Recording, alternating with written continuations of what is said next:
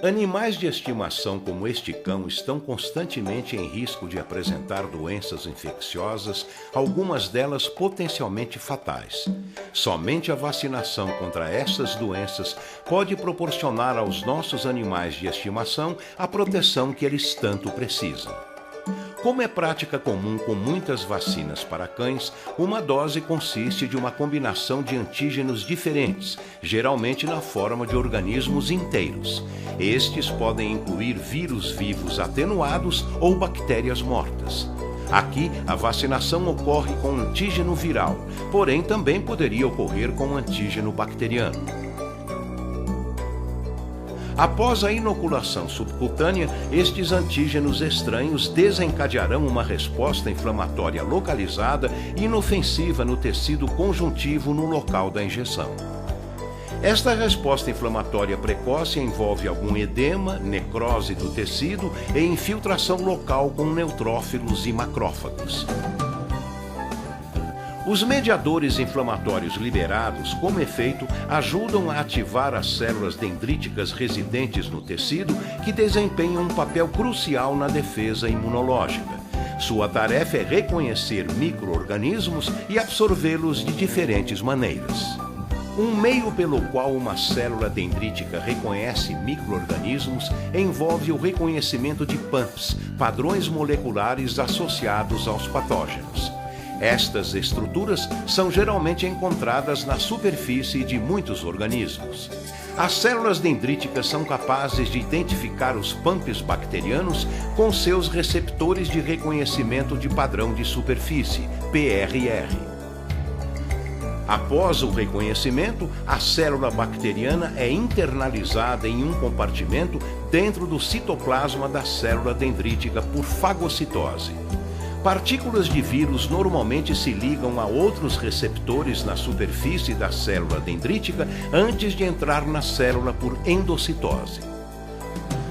As células dendríticas também podem absorver quaisquer patógenos virais ou bacterianos, engolindo-os juntamente com um pequeno volume de líquido extracelular. Este processo é chamado macropinocitose.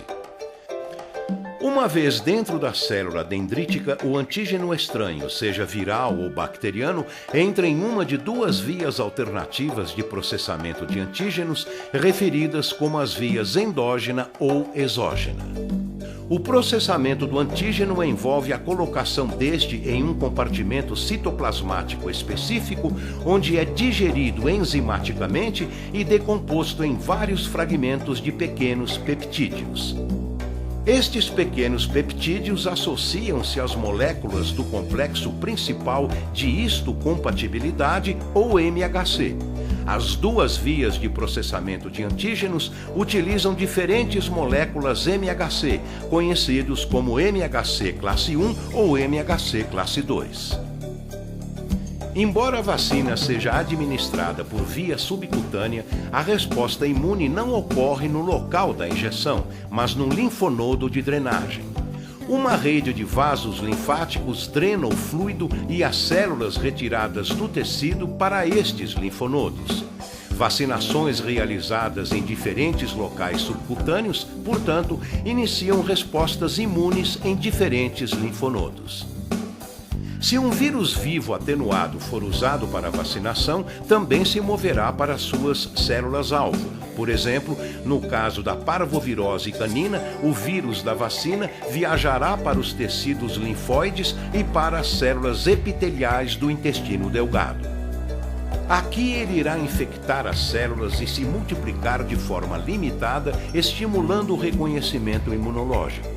A resposta imunológica resultante é melhorada, um dos benefícios do uso de vírus vivos atenuados, ao contrário de vacinas de vírus mortos. Voltando às células dendríticas, após absorvido e processado o antígeno estranho no local da vacinação, ocorre uma migração para os vasos linfáticos e depois para o linfonodo de drenagem. A célula dendrítica carregada se move para a célula paracórtex do linfonodo, que é rico em células T. Aqui ele atua como uma célula apresentadora de antígeno ou APC. O peptídeo associado com MHC é expresso na superfície da APC. Esta apresentação do antígeno é a primeira etapa importante no início de uma resposta imune adaptativa antígeno específica. A maioria dos antígenos bacterianos é tratada pela via exógena e são apresentados pelo MHC2. Partículas de vírus são absorvidas pelas células dendríticas na via exógena, mas alguns antígenos do vírus se transferem para a via endógena para a apresentação final pelo MHC1. Esse efeito é conhecido como apresentação cruzada. Agora o processo começa encontrando as poucas células T virgens entre milhões que têm receptores correspondentes à combinação específica de MHC e antígeno exibido na superfície da célula apresentadora de antígeno. Em rápida sucessão, a APC interage com uma série de células T virgens de passagem, buscando uma célula T com um receptor compatível. Quando o receptor da célula T correspondente for encontrado, a APC ativa a célula T. O tipo de célula T citotóxica ativada, auxiliar ou reguladora, dependerá do tipo de MHC, se a célula T virgem for CD4+, ou CD8+, e de uma série de sinais emitidos pela APC. Células CD8+, com um receptor combinado com o peptídeo viral expresso pelo MHC1, se transformarão em células T citotóxicas após a estimulação pela célula dendrítica. Antígenos bacterianos são normalmente apresentados na superfície da APC em associação com o MHC2. Células CD4+, com um receptor correspondente, irão se diferenciar em células T auxiliares após estimulação pela célula dendrítica.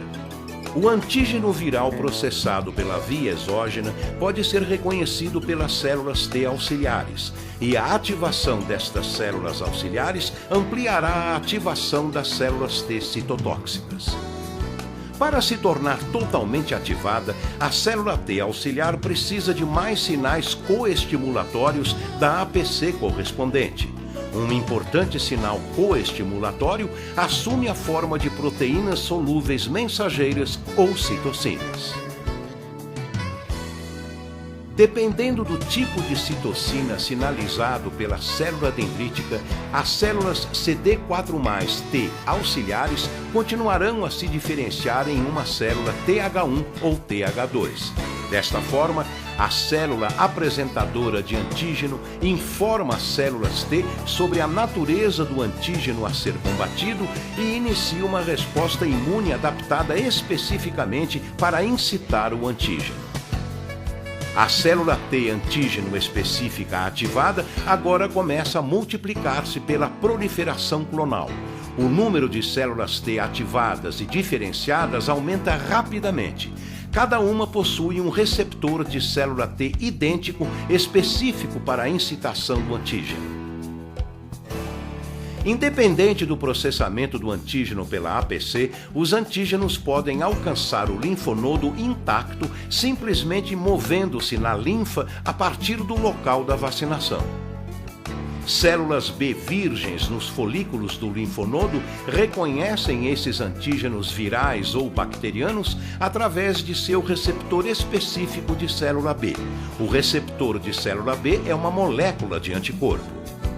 As células B são capazes de agir como APCs, digerindo e processando os micro-organismos, neste caso, uma bactéria, e apresentando fragmentos de peptídeo do antígeno em sua superfície em associação com o MHC2. A célula B precisa interagir com uma célula T auxiliar para ser então ativada. Esta tarefa é mais frequentemente realizada por uma célula TH2 pré-ativada que migra do paracórtex no folículo linfóide. A célula T receptora da célula TH2 se liga ao complexo do antígeno MHC2 apresentado pela célula B.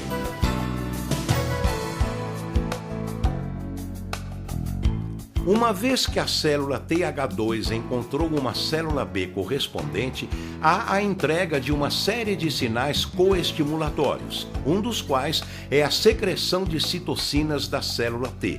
Estes sinais agora ativam totalmente a célula B.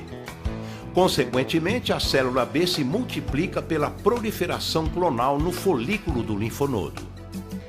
A maioria das células B recém-formadas se diferencia em células plasmáticas que produzem anticorpo. Estes anticorpos segregam diferentes classes, tais como IgM, IgG ou IgA, que preenchem diferentes funções em diferentes tecidos. Para começar, as células plasmáticas segregam anticorpos da classe IgM. Determinadas citocinas liberadas pelas células T auxiliares induzem uma mudança de classe na produção de anticorpos pelas células B, de forma que as células plasmáticas, após transformadas, segregam IgG ou IgA.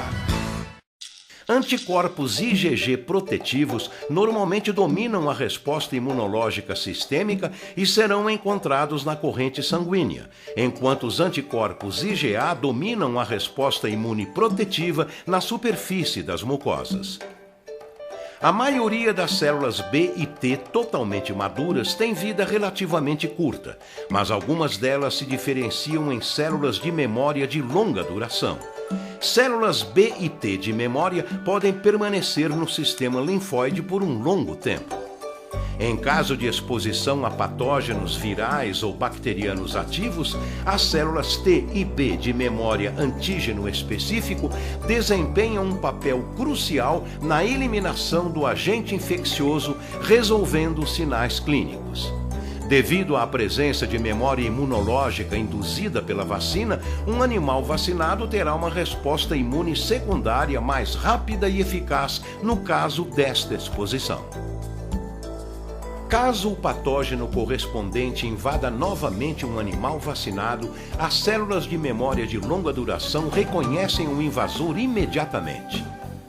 Após o reconhecimento, ocorre uma proliferação rápida e em larga escala das células T efetoras e B antígeno específicas. Estas células deixam os vasos linfáticos ou a corrente sanguínea no local da infecção para combater o patógeno, utilizando diferentes mecanismos. Se o patógeno for um vírus, células dos tecidos infectados apresentam fragmentos de peptídeos virais associados com o MHC1 em sua superfície. As células T citotóxicas reconhecem o complexo do antígeno MHC1 e se ligam a ele. Esta interação desencadeia a morte celular programada ou a apoptose da célula do tecido infectado e a destruição do vírus. As células TH1 são capazes de impulsionar a atividade normalmente baixa de células do sistema imune inato, como as células exterminadoras naturais e macrófagos. Células TH1 também podem potencializar o efeito das células T citotóxicas. As células TH1 liberam citocinas, aumentando a atividade destas células-alvo. Interferon gama é a citocina-chave que media este efeito.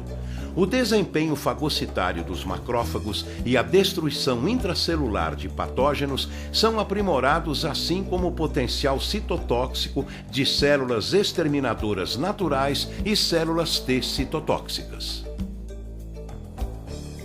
Anticorpos produzidos por células plasmáticas reconhecem e se ligam aos seus antígenos específicos na superfície do vírus ou bactérias.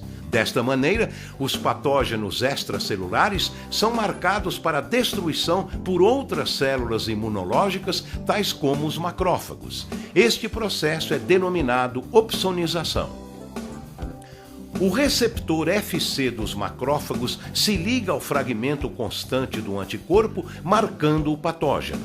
Isso permite a fagocitose e destruição mais eficientes. Além disso, a ligação dos anticorpos à superfície dos patógenos induz a ativação das proteínas do sistema complemento. A deposição dessas proteínas na membrana da célula leva à formação de poros. Isso resulta em lise da bactéria ou da célula infectada e até mesmo uma resposta imune reforçada. Desta maneira, as células T e B de memória de longa vida, geradas pela vacinação, asseguram uma resposta imunológica rápida e poderosa à invasão de patógenos, que no caso contrário seria potencialmente fatal, não dando tempo para desenvolvimento dos sintomas da doença.